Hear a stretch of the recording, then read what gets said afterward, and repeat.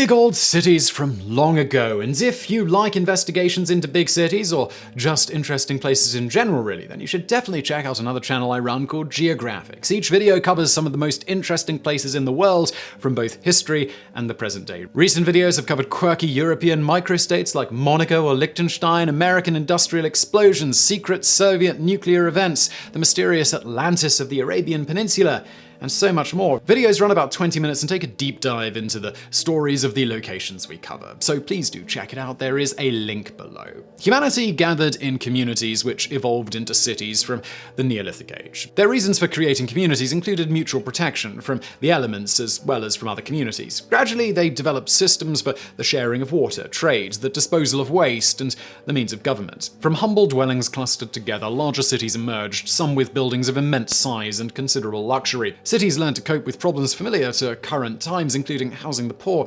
enacting laws for the protection of all, and providing places of commerce, worship, entertainment, and governance. Cities developed over the last 9,000 years, with Jericho regarded as the oldest known. Originally situated on land now submerged, humans have resided on the site for centuries, and archaeologists estimate over 2,000 people lived in Jericho 7 millennia before the birth of Christ and the beginning of the Common Era. Natural springs made the spot a desirable one, and fertile land allowed the residents to create oils from plants, a source of lucrative trade. Though 2,000 residents is considered little more than a village today, in its time Jericho represented one of the largest cities in the world. Here are 10 ancient cities considered metropolises in their day.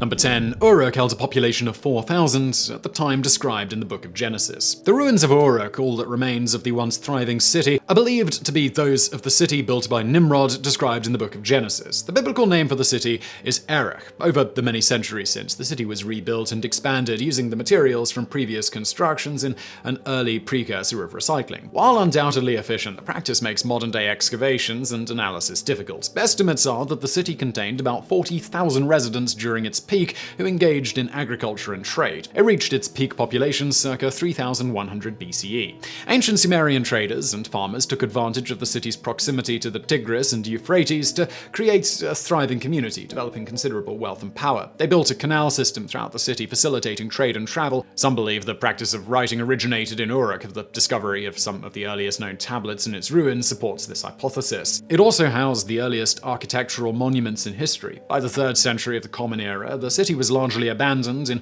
part due to changes in the course of the Euphrates River, and by 700 CE it was a ghost town. It was discovered by archaeologists in 1849, though serious excavations didn't begin until the early 20th century. Number 9. The city of Mari developed as a trade capital in Mesopotamia. The land between the Tigris and Euphrates rivers, Mesopotamia, saw the creation of one of the world's earliest trade empires. Mari, an ancient city located in what is now Syria, did not evolve into a city from smaller settlements. It was instead one of the earliest purposely designed and constructed cities in history. Constructed circa 2900 BCE, it was intended to control the waterways on the Euphrates River essential to trade. The original walled city was abandoned sometime around 2550 BCE. Sometime before 2500 BCE, the city was repopulated and largely rebuilt. It was designed with an elevated center from which streets emanated downhill to the city's walls, ensuring the controlled drainage of rainwater. At least 6 religious temples were erected, as well as a palace, open markets, and other structures.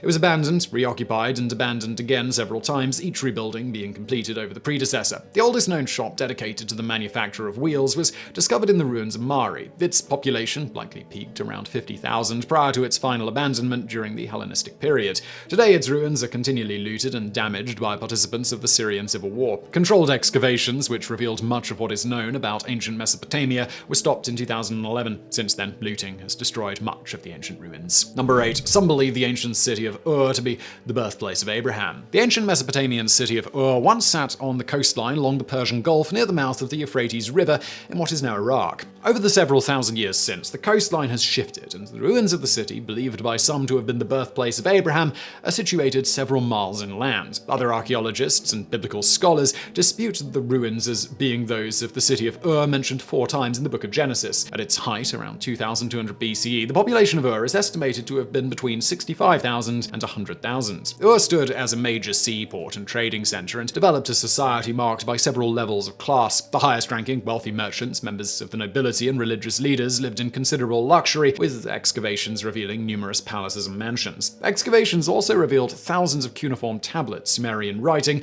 including business contracts, deeds, court documents, and even personal letters. Today, after a period under the control of the US Army, Ur's ruins are now under the control of the Iraqi government, which plans to develop them as a tourist attraction and research center. Number 7. Yinzhu's remains contain one of the largest troves of ancient Chinese writing. The ruins known as Yinzhu are those of the ancient Chinese city of Yin, the final chapter of the Shang dynasty. Yin was referred to as ruins as early as the 5th century CE. As the capital of the Shang dynasty, 1600 to 1046 BCE, the population of the city exceeded 100,000 people and may well have been as many as 125,000. The city contained royal palaces, royal tombs, temples, and numerous buildings dedicated to entertainment and pleasure. Among the royal tombs was that of Fu Hao, a warrior queen who led the Shang armies in several conflicts. She became the most powerful of the Shang military leaders of her day. The Yinzhu ruins revealed ancient Chinese oracle bones, a form of writing and record-keeping. Over 100,000 oracle bones depicted the complete written signs used by the Shang. Yin was abandoned sometime around 500 BCE, and the site remained relatively untouched until its discovery in 1899.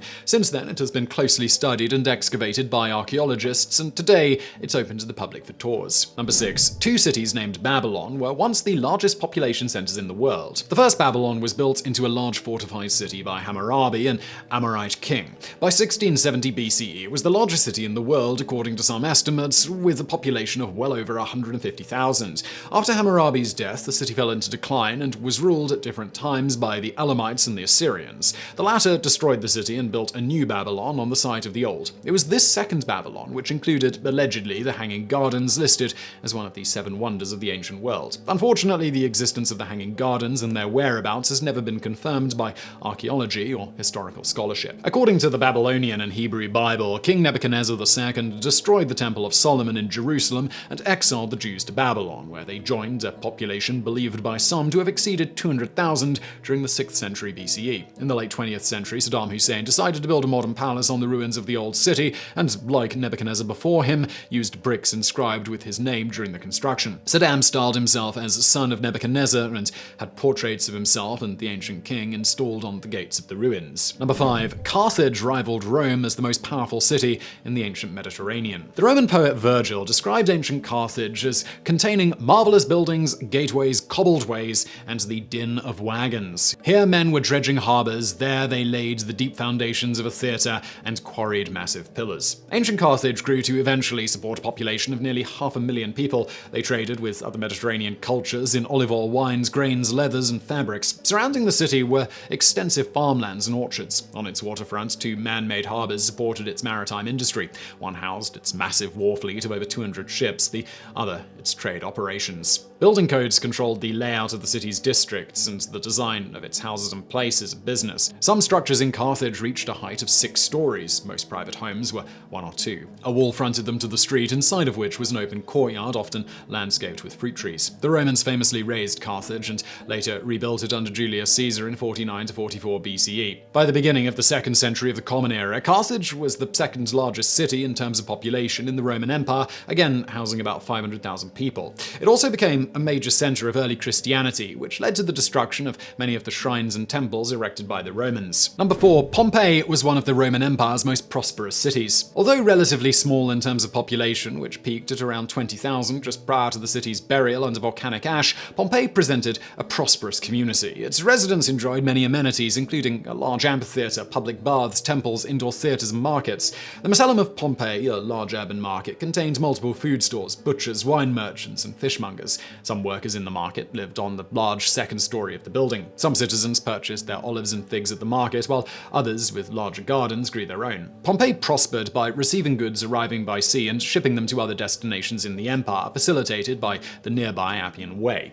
It was an important link between Rome and the North African and Middle Eastern elements of the empire. The city was largely, though not entirely, buried under 20 feet of volcanic ash following the eruption eruption of Vesuvius in 79 CE. Vandalization and looting began on the remnants still exposed within days. Later excavations revealed that about 1,100 people died during the eruption and its aftermath, with most of the population of the city escaping with their lives and at least some of their property. Number 3. Alexander the Great founded the ancient city of Alexandria. Alexander the Great reportedly envisioned the city he named for himself as a large Greek-influenced city, though he remained at the site for only a few months before resuming his conquests. He never returned while alive. Instead, construction of the city fell to his general Cleomenes, who hired an architect, Dinocrates of Rome, to design and supervise its construction. Alexander died in 323 BCE. Ptolemy, a former general under Alexander, seized control of Egypt. Most of the city named for Alexander was built under Ptolemy, who moved the capital of Egypt there in 305 BCE, declaring himself as pharaoh. Alexandria grew rapidly under Ptolemy and his successors and became a seat of advanced learning, including its famous library, said to have been the largest in the world. By the time of Augustus, Alexandria was home to over 500,000 people, mostly of Greek, Jewish, and Egyptian descent. Large parts of the city were destroyed by ensuing wars and a tsunami which struck in 365 CE.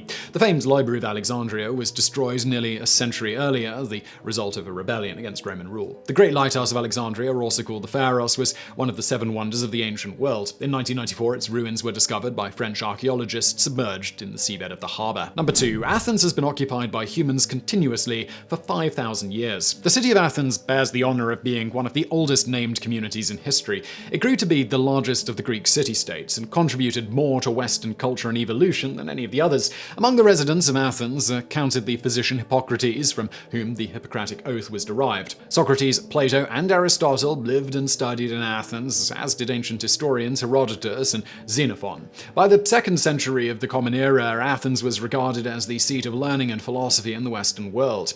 The city's population grew and contracted over the centuries due to war, plagues, famines, and other disasters, some man-made and some acts of nature.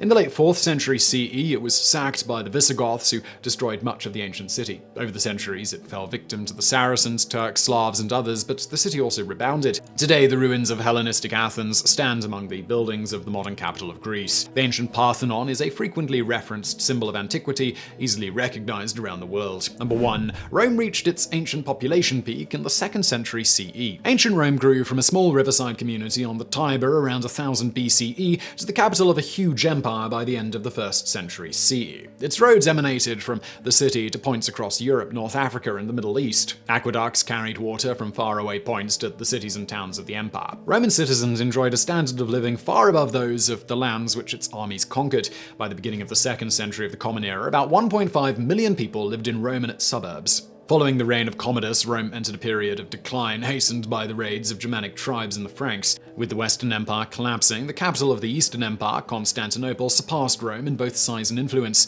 Near the end of the 3rd century, Rome, for all its reflected glory, contained fewer than 500,000 residents. It took several centuries more for the empire to collapse, and the causes were too numerous to relate. But it never surpassed the peak of glory from the late 2nd century, when the phrase, "all roads lead to Rome," was considered to be based in truth. So I really hope you found that video interesting. If you did, please do hit that thumbs up button below. Don't forget to subscribe, and thank you for watching.